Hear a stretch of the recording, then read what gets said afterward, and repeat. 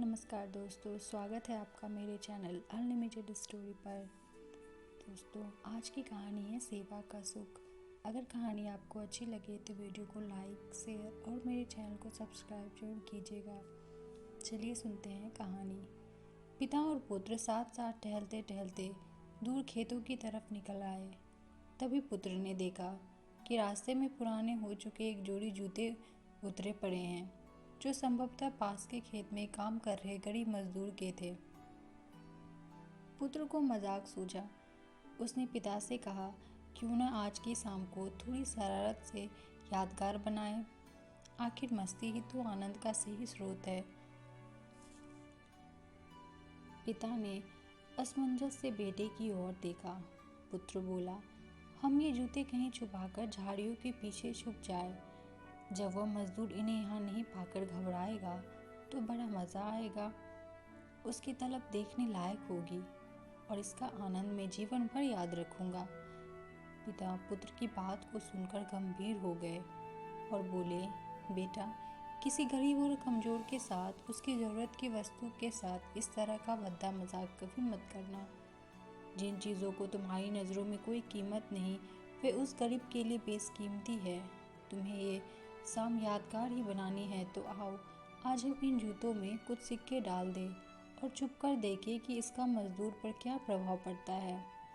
पिता ने ऐसा ही किया और दोनों पास की ऊंची झाड़ियों में छुप गए। मजदूर जल्द ही अपना काम खत्म कर जूतों की जगह पर आ गया और उसने जैसे ही एक पैर जूते में डाला, उसे किसी कठोर चीज़ का आभास हुआ। उसने जल्दी से जूते हाथ में लिए और देखा कि अंदर कुछ सिक्के पड़े थे। उसे बड़ा आश्चर्य हुआ और वह सिक्के हाथ में लेकर बड़ी गौर से उन्हें देखने लगा। फिर वह इधर उधर देखने लगा कि उसका मददगार शख्स कौन है। दूर दूर तक कोई नज़र नहीं आया तो उसने सिक्के अपनी जेब में डाल दिए। अब उसने दूसरा जूता उठाया तो उसमें भी सिक्के पड़े थे। मजदूर भाव विभोर हो गया। वह घुटनों के बल जमीन पर बैठ आसमान की तरफ देखकर फूट फूट कर रोने लगा। वह हाथ जोड़कर बोला, हे भगवान, आज आप ही किसी रूप में यहाँ आए थे। समय पर प्राप्त इस सहायता के लिए आपका और आपके माध्यम से जिसने भी ये मदद की, उसका लाख लाख धन्यवाद। आपकी सहायता और दयालुता के कारण आज मेरी बीमार पत्नी को दवा और भूखे बच्चों को रोटी मिल सकेगी। तुम बहुत दयालु हो प्रभु, आपका कोटि कोटि धन्यवाद। मजदूर की बातें सुन बेटे की आंखें भर आई। पिता ने पुत्र को सीने से लगाते हुए कहा, क्या तुम्हारी मज़े वाली बात से मिलने वाला आनंद तुम्हें जीवन भर याद रह पाता? उसकी तुलना में इस गरीब के आंसू और दिए हुए आशीर्वाद से मिला हुआ आनंद कम है क्या? बेटे ने कहा, पिताजी, आज आपसे मुझे जो सीखने को मिला है, उसके आनंद को मैं अपने अंदर तक अनुभव कर रहा हूँ। अंदर में एक अजीब सा सुकून है।